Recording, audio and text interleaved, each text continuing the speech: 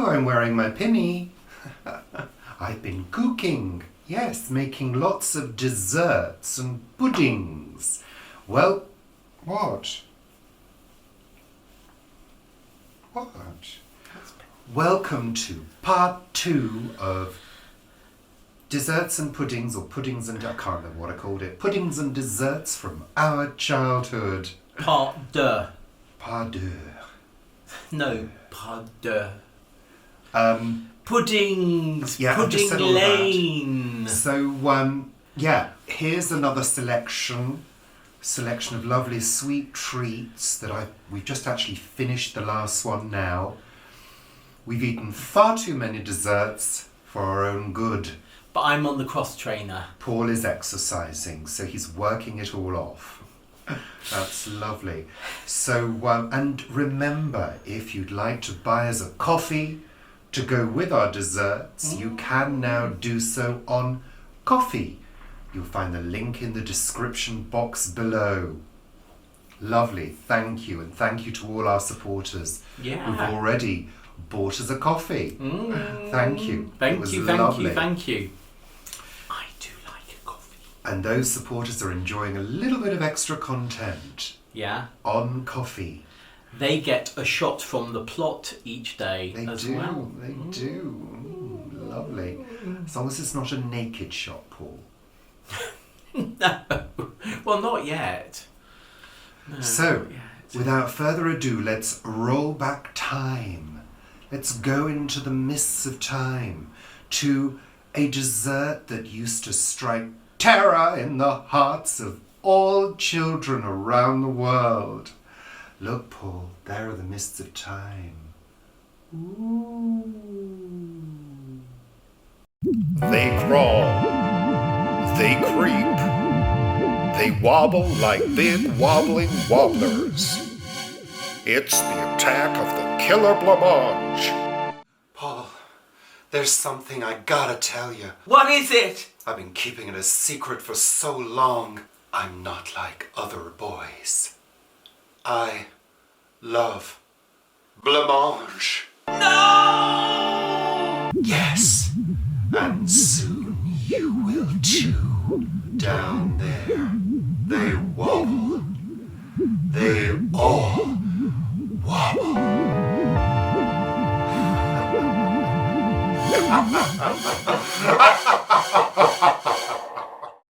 So, blancmange. These aren't the wobbly boob ones, they were just props. So, Paul, this was a packet of blancmange. It doesn't contain gelatin. It's vegetarian. It's basically like custard. It's a set custard. It's a custard. It's a set custard. Corn flour and colouring and flavouring, basically. Which is what custard powder is. Yeah. So it's not like traditional blancmange, which would have had gelatine in it. Yeah. But here we go. It looks pretty unappetising. Oh, it smells quite nice. Is it strawberry? Yeah, it's strawberry flavour. Okay. And I also, what I did was I put a disc of paper over it to prevent a skin from forming. It's rather lovely.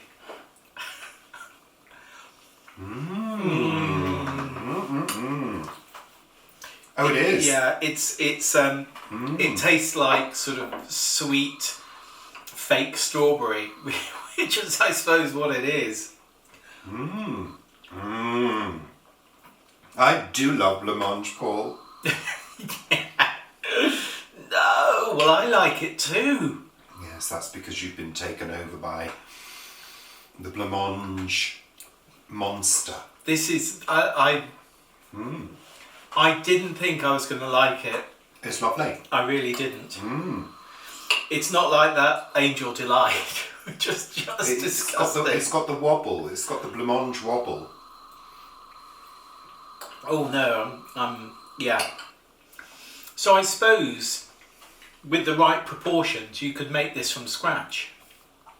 You could sort of puree up some fruit and do it from scratch. Might look at doing that. With what? Corn flour, sugar. God, it's so wobbly. It's glorious. It's amazing that there's no gelatin in it. And you still get that wobble.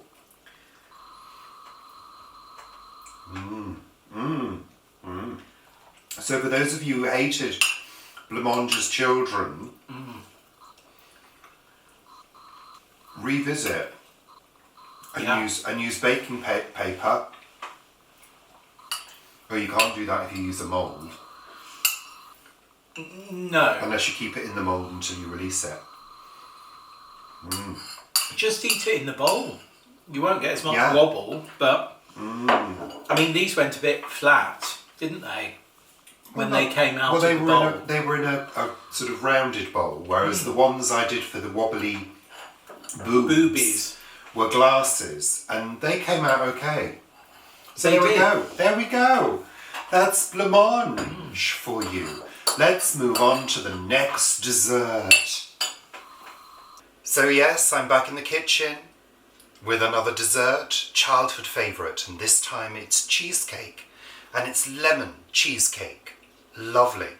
But I'm not going to make a huge one. I've cut the recipe in half because, to be honest, if we have a whole cheesecake in the house, we'll simply eat the whole lot, and we can do without piling on the pounds. Really, it's winter. We don't need extra calories, extra fat. So without further ado, let me get on and show you the ingredients. It's very simple, and it's a no-bake cheesecake. We wouldn't have heard of baked cheesecakes when I was a kid. It was all out of a packet. Let's have a look. Easy ingredients: crushed biscuits, butter, lemon zest, lemon juice, cream cheese, condensed milk, and lemon curd. So I've just heated my pan up. Add my butter. Once your butter's melted, just add your crushed biscuits.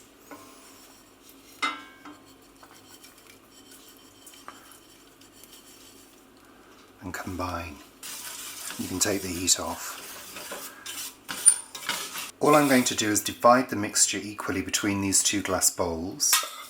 And I'm using a metal spoon because I'm going to use that metal spoon to press down the crumbs.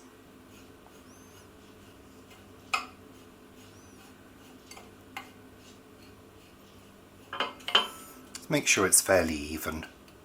So into the mixing bowl I'm going to add half of the lemon zest, the cream cheese, the condensed milk,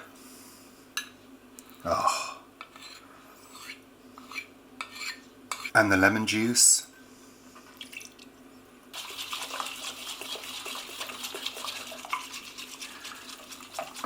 I'm using this small whisk just to get any lumps out.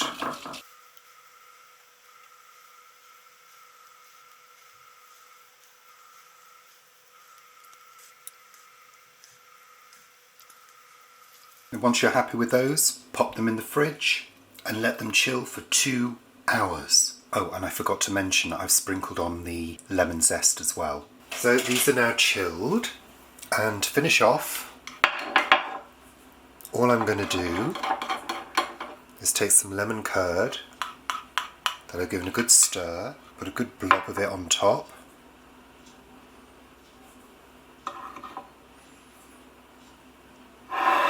And just spread it over the top.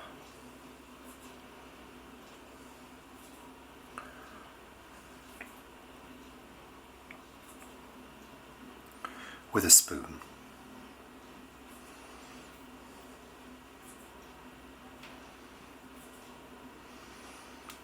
And that's it. Cheesecake's done, ready to serve. So, lemon cheesecake.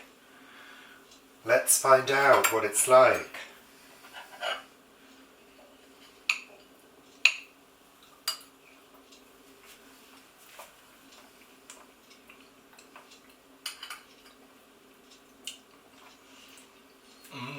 It's okay. It's sweet. The bottom's a bit crumbly.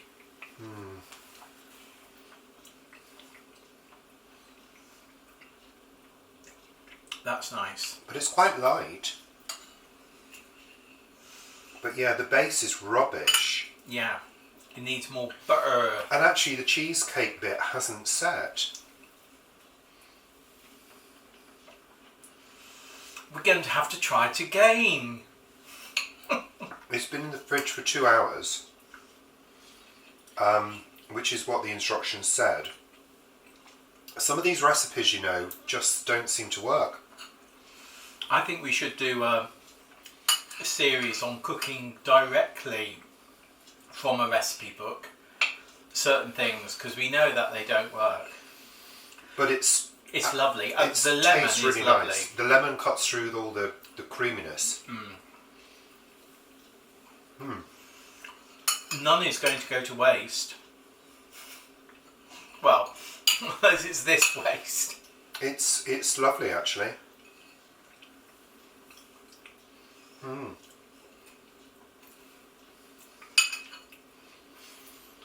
Not bad. It's very sweet.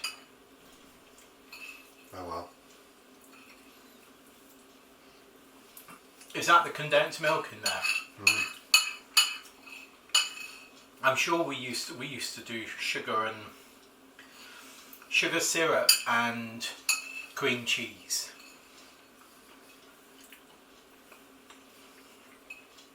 Lovely though. You finished it already? Yeah. On to the next one. I'm back in the kitchen. Today is a crumble, fruit crumble. Now, I don't know about you, but we always had crumbles as children. Mum always used to make crumbles, and she used to make a good crumble because she was good at pastry. My mum had Raynaud's disease, or Raynaud's disease, where the fingers go very cold, which made her extremely good at making pastry and crumbles because it's the rubbing in method. And I'm going to show you how I do that if you're not familiar with it. But basically it's a method of combining flour and fat by using the fingertips to make it into a breadcrumby type consistency. So for pastry, you do that so far and then you'd start adding liquid. With a crumble, you continue to rub in until it resembles fine or coarse breadcrumbs, whichever you desire. And then you add your sugar as a sweetener. So let's show you the ingredients. Very, very simple and quick to make. So I've got I think it's about 150 grams of flour, and I've got 100 grams of chilled butter, which I've cubed. And to start the crumble, pop the butter into the flour. Now we're going to be adding oats and sugar later, but let's get this crumble made first. Now I've washed my hands and I've also run them under the tap to make them as cool as possible. Start by just coating the butter with the flour. And then just start by bringing the flour and the butter together.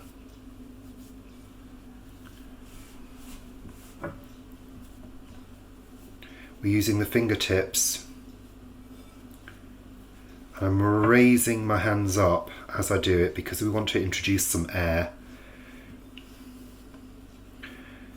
Now it takes some time, it's not something that happens straight away.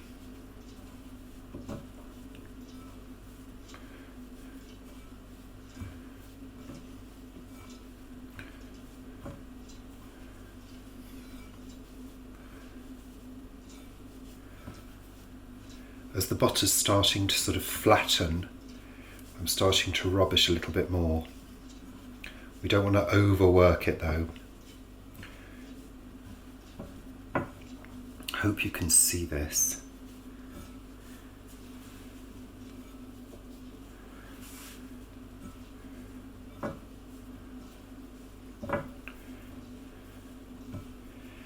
If you end up with flour all over your hands, on your palms, then you're doing too much. It should just be the fingertips.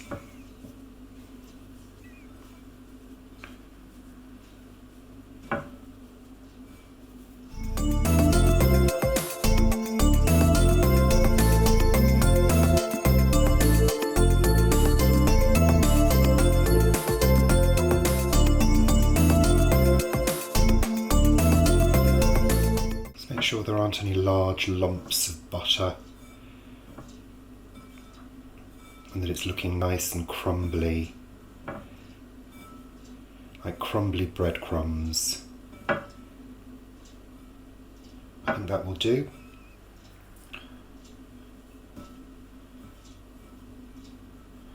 Look, fingertips are the only place that we've got anything on. No hands have been used. And that will do. I'll wash these hands and we'll carry on. To this mixture, using a knife, I'm going to add 50 grams of oats and about 90 grams of sugar. I'm just going to gently stir those in with a knife. You could add spices, you could add brown sugar, anything you wanted really. But this just gives it an extra crispy finish. So that's our crumble topping done. Now for the fruit. So the fruit I'm using is plums. Now these were frozen, which we put in the freezer quite a while ago. And I just thought they'd be ideal for a crumble because they're soft and juicy and hopefully not too sour.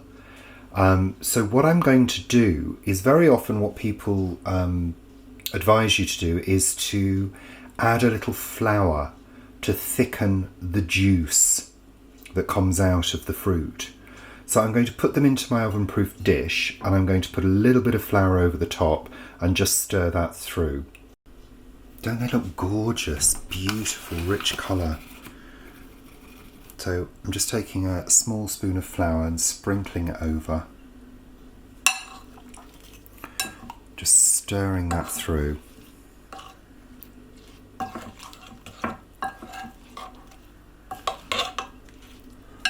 This will help to absorb some of the juice and make it into a sort of slightly thickened fruity sauce. You can see how soft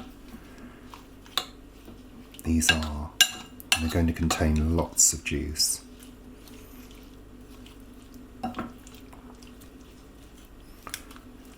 Just stir until the flour's combined.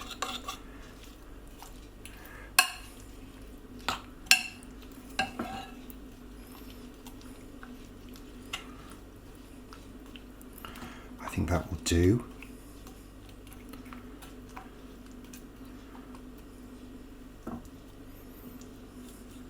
That bit in. Lovely. And then last but not least, we need to add a little bit of sweetness to this as well. So I'm going to give it a good sprinkle of caster sugar and then stir it through.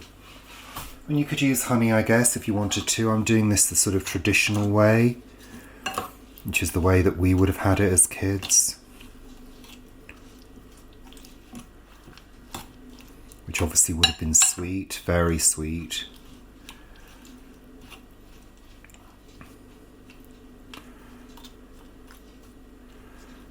Great. The final thing to do is to put the topping on.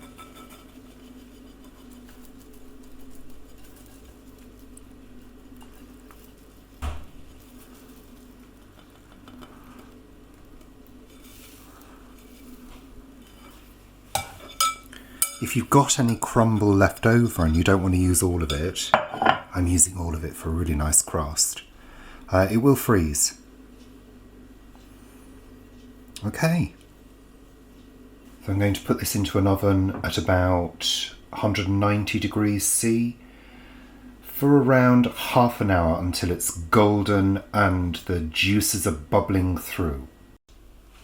So it's had about 35 minutes in the oven, and as you can see, the lovely juices of the fruit have bubbled up to the surface, and the crumble is a golden brown and it's fairly crisp.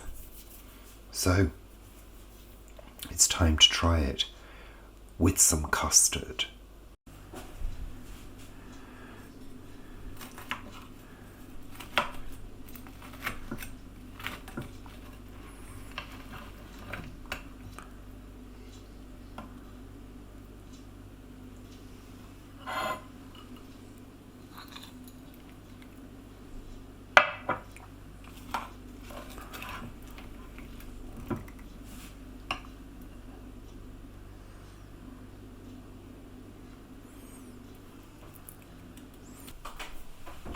Here it is, plum, crumble and custard. Here we are, gorgeous. I hope it's gorgeous. Better be. Let's try it, Paul. Let's dive in. We just had dinner. This is our dessert. We're having proper dinner and dessert tonight. We are. We are. And also, one thing to say, I've let it cool because the juices sort of solidify a little bit.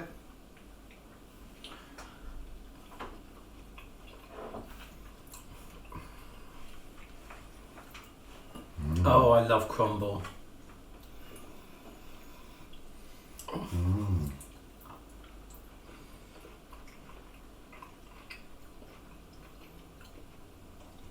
This is good.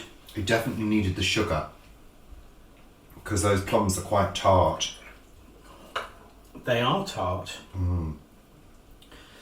They're from the plot. Not from our plot, but they're from the allotment. I think the crumble's quite thick. I did quite a thick layer. But you need a thick crumble. I hate that when it's just sort of like a thin layer on top. That doesn't work. But it's nice and crisp on top. But also the crumble soaks up some of the juice. This is as just well. gorgeous.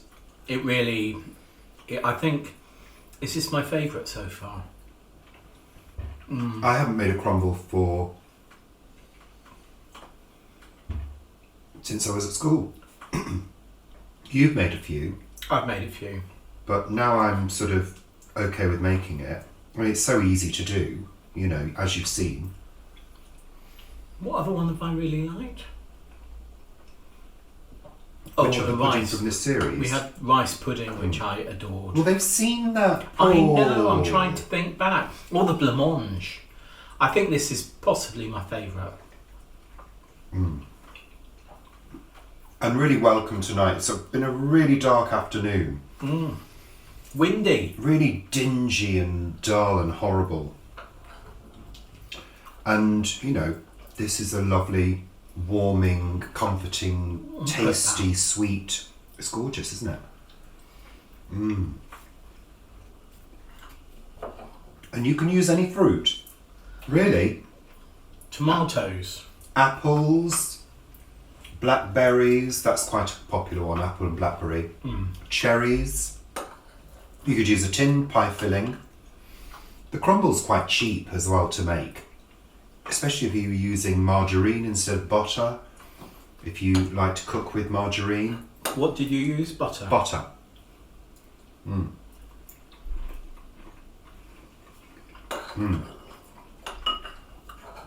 Lovely. So that's it. Let's move on to the next one. Welcome back to the kitchen. I've got one word to say this time. Semolina. Yes, semolina pudding. That's what I'm going to be making now. Extremely easy to make, but can be made in a variety of ways. You can add whatever you want to it to sweeten it or make it fruity. A friend of mine at work used to bring in a semolina-based sweet for religious ceremony days. And I absolutely loved it. totally loved it. But I'm going to make the traditional creamy pudding and I'm going to serve it warm. Yeah, so let's get on with it. Very few ingredients, easy to make. I've got the semolina. I'm using a fine semolina. I've got, I think there's about 65 grams there. Then I've got about a tablespoon or so, a heaped tablespoon of sugar, because I do want it to taste sweet. And I've got around a pint of milk. Now, for those of you who don't know, semolina is wheat. And this one is a very finely ground wheat. So it's going to go beautifully creamy. So let's make it. I'm going to start by heating the milk. So my milk is starting to heat up.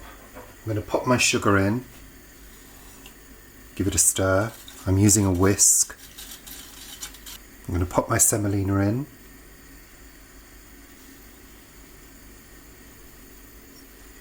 And then I'm going to keep on whisking until it becomes thick and creamy.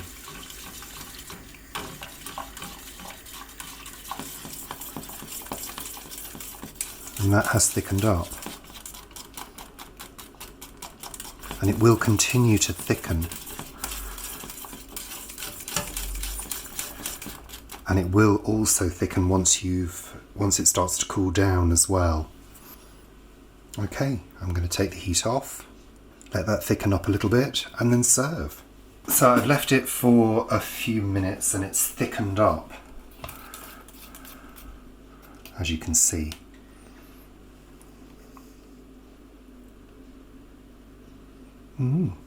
Looks quite nice. Sorry about the shadow. So Paul, you're going to have some jam on yours. I'm not having anything on mine. I'm having mine pure. I'm having mine like we used to have it. We always had jam.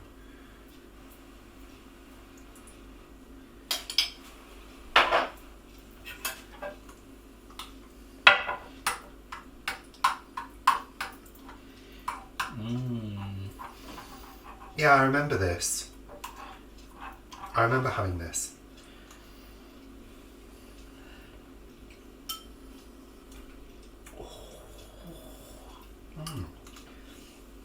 This is a real old pudding.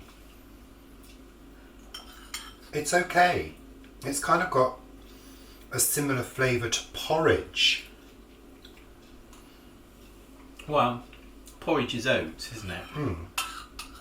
I know, but it has a similar flavour. It's quite nice, quite pleasant. It's nice and warming.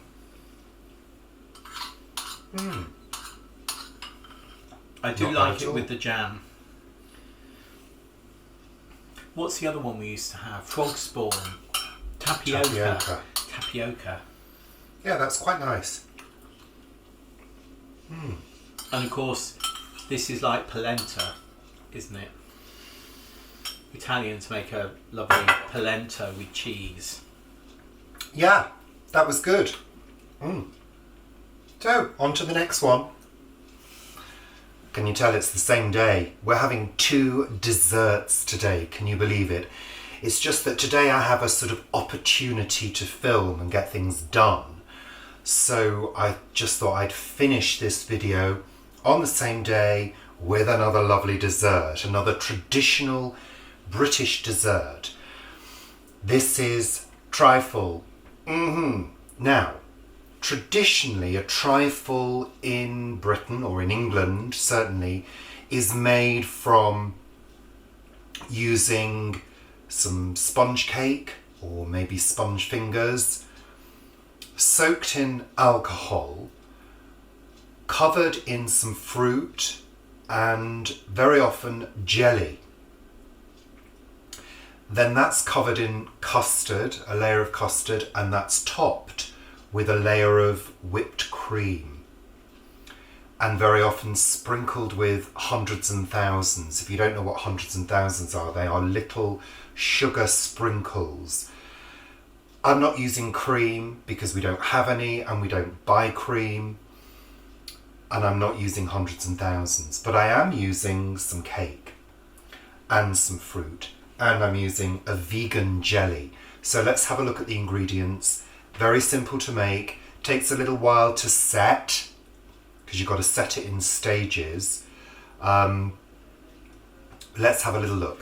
Now, just to say before I start, I was going to make trifle a while back, but Paul got hold of a jelly which actually had a warning on it saying some children can react to the ingredients in this jelly. And I thought, well, I'm not eating it either. It wasn't a product from the UK or the EU, so I was a bit dubious about it. But he managed to get this one from Holland and Barrett, which is a vegan jelly, all natural ingredients. So I'm going to be using this. I'm only going to make half the packet though. I don't need a pint of jelly for this recipe, so I'm going to scale that down. Also, I'm going to scale the amount of custard I normally make as well. I normally make a full pint, but I only need half a pint. I've got some cherry and almond cake, which was absolutely divine. I love cherries, especially glacé cherries. Adore them. I used to nick them out of the pot in my granny's larder when I was a child. She always had them because she was always baking. And I've got some fresh cherries which were frozen. So with the cake, traditionally what you would do is you would soak it, cut it up, put it in the bottom of the bowl that you're using, and you'd soak it in some sherry. I'm not using alcohol in this recipe because I don't really drink and it's just as good without. So what you do is you basically cut the cake up, which I'll show you, and you pour the jelly and the fruit over it and allow that to set. So let me get that done and I'll show you. Traditionally you would do it in a glass container because that will then show the layers. So as you can see, I've cut the cake up, I've sliced it up and put it into this bowl, and I'm just stirring my jelly mixture until everything's dissolved, and it's just half a pint. I'm going to pop these fruits on top like that, and I'm simply going to pour the jelly mixture over the cake and the fruit. Let's just move some of those around a bit. Here we go.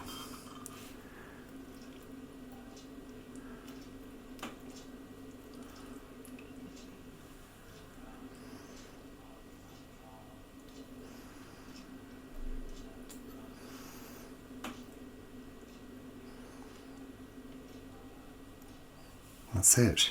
And once that's set, we make our custard. So the jelly has set. There you go. Nice and set. And I've made a batch of custard. Oh, pardon me leaning across. And all you do is pour the custard on top.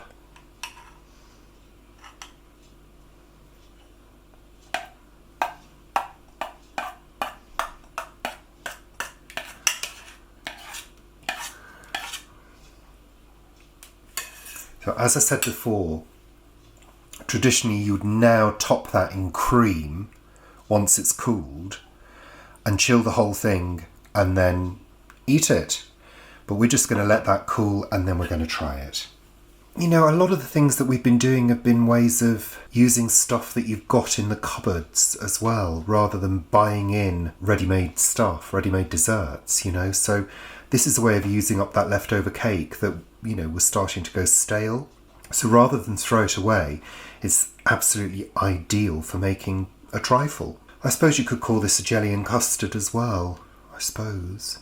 Anyway, I'm going to let that set and cool. I also wanted to show you the kind of bowl that would be used for a trifle. This is exactly what people would use for a trifle. So it shows the colourful layers through the glass. It's beautiful, isn't it? So everything's set. The thing about a trifle, it should sort of squelch when you take it out.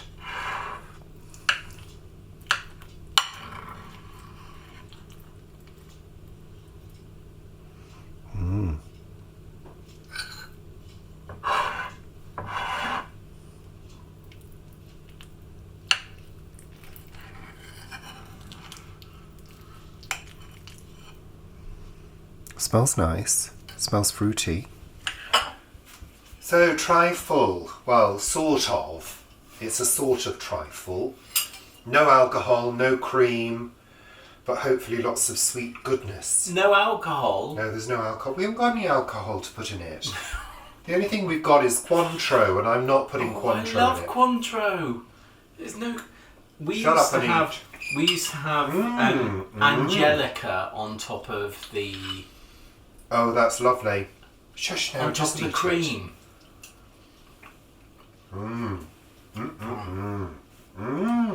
So this is my cherry and almond cake. Yeah, they know all of that. I've told them. Oh, it's lovely, actually. It is. I mean, what's not to like? Sponge, custard, jelly. I mean, what's not to like? Oh, it's really nice. I didn't think it was going to be very good, but that jelly's quite good, isn't it? I think it's lovely.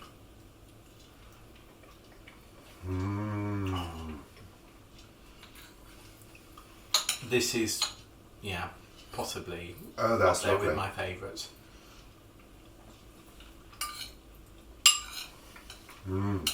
Auntie Bet used to make the most amazing custard. And then she would put it onto the best ever trifle. That's really nice. I'm really surprised. I thought it was going to be a bit dodgy. I think we should have this once a week. Those cherries are good. Yum, yum, yum. Very yum. Lovely. And there's more. Well, we can have some of that later. Yum, yum, yum. That's the final one. So over to us on the sofa to say goodbye. So, there we have it. Hope you enjoyed that. What was your favourite one? I think you said already, but what was your absolute favourite, Paul, out of all of the lovely things that I've made? I don't know. I did like the rice pudding. And I rather enjoyed the semolina pudding. So the rice pudding and the semolina. I think gosh, do you remember right at the beginning, the, what was it, Angel Delight?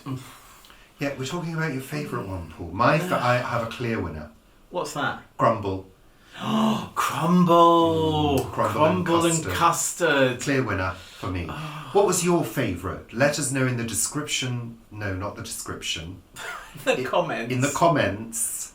Below. Yeah. And remember, if you want to buy us a coffee, do so to wash all that dessert down. We certainly need it. I wouldn't have the cheesecake again. Now, I had the cheesecake the next day. And it was absolutely lovely. And didn't you have the rest of the cheesecake? The next day. The next day. Yeah, because you didn't want it. I finished it. I'm not going to waste a good pud. I think it needed more sort of biscuit base in it. I thought it was absolutely lovely once it had set properly. Yeah, it did. Yeah, it did need to set. I mean, I liked it. I thought it was rather nice, but when it comes to the rest, I suppose Crumble. I love the crumble. I'm going to do that again, definitely. Are we going to do a series on adult desserts?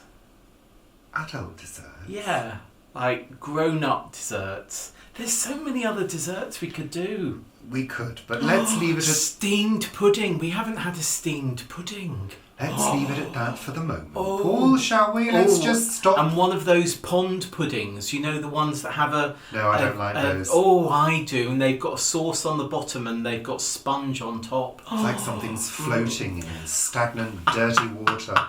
We're going now. That's it for the puddings. Cut. Dear. So thank you for watching and joining us here on YouTube.